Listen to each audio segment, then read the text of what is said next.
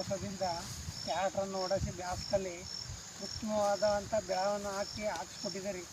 ಆದರೂ ಹಾಕ್ಸಿರೋ ನಂತರದಿಂದ ಏರ್ ಕಟ್ಟೋಕ್ಕೆ ಇವರು ಏರ್ ಕಟ್ಟಿ ಹೊಡಿತೀನಿಲ್ಲ, ಮರವ ಸಸಿಯವ ಅಂದ್ಬಿಟ್ಟು ಹಾಕಿ ಹೊಡೀನಿಲ್ಲ. ಒಂದು ಸರ್ತಿ ರೋಂಡಾಗಿ ಹೊಡೆದ್ರು ಅದು ಬೊಗ್ಗಿಲ್ಲ.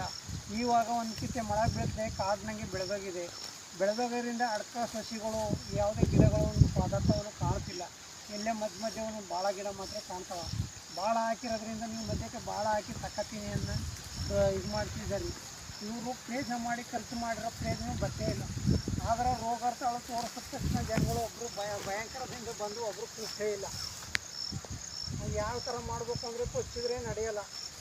ಆಗ ನೋಡಿ ಆಳನ್ನು ಕರೆದು ನೆನ್ನೆಯಿಂದ ಕೆಲಸವನ್ನು ಕ್ರಮ ಕೊಟ್ಟು ಕೊಚ್ಚೋದು ಬೇಡಿ ಅಂದ್ಬಿಟ್ಟು ಒಂದು ಮುಂಬೈ ಕೊಚ್ಚಿ ನೋಡ್ಬಿಟ್ಟು ಇಳಿಸ್ತೇವೆ ಕೈನಿಂದ ಬಂದು ನೋಡಿ. ಈಗ ತೋಟವನ್ನು ಥರವನ್ನು ಕಷ್ಟ ಬಿದ್ದಾಗ ನಮ್ಗೆ ದುಡಿಮೆ ಮಾಡೋಕ್ಕೆ ದನಗಳು ಮುಖ್ಯವಾಗಿ ಹುಳ ಅಂತ ಎತ್ತುಗಳಿಲ್ಲ. ಇವಕ್ಕೆ ಮತ್ತೆ ಗೊಬ್ಬರ ಔಷಧಿಯನ್ನು ನೀವು ತಳ ಆಳವನ್ನು ಕೈ ಆಳವನ್ನು ಕೊಡಬೇಕು ಗಿಡ ಹತ್ರ ಮಾಡೋಕ್ಕೆ. ಯಾಕೆ ಈಗ